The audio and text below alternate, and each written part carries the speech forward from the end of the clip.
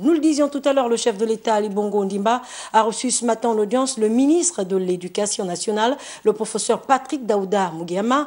La reprise des cours dans les tout prochains jours a constitué l'un des principaux points évoqués au cours de ces échanges. Priska Mugula, Igor Vunza.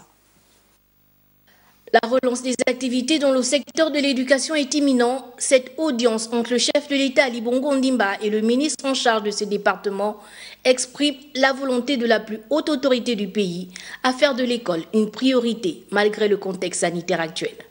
Patrick Mugiama Daouda est venu faire le bilan de la stratégie de reprise des cours. Le président de la République, chef de l'État, m'a fait l'honneur de me recevoir pour faire le point sur la mise en œuvre de la stratégie de reprise des cours, puisque comme vous le savez, les établissements sont fermés depuis le 14 mars.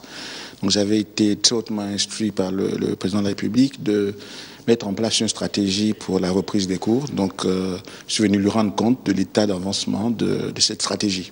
La reprise des cours sur l'ensemble du territoire national est conditionnée par le respect des mesures barrières.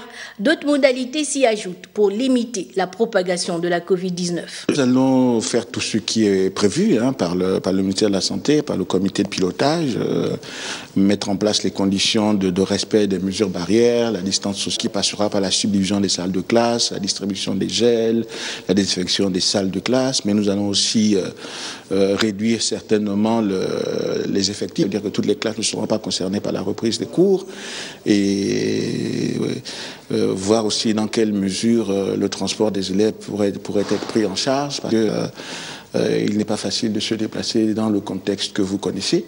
Donc toutes ces questions-là ont été discutées et présentées au président de la République, à tout le moins les réponses qu'on apporte à ces questions-là pour une reprise des cours réussie. Durant la période de crise sanitaire, le gouvernement gabonais a développé des méthodes d'enseignement alternatives pour permettre aux élèves de bénéficier d'enseignements via la télévision, la radio et Internet.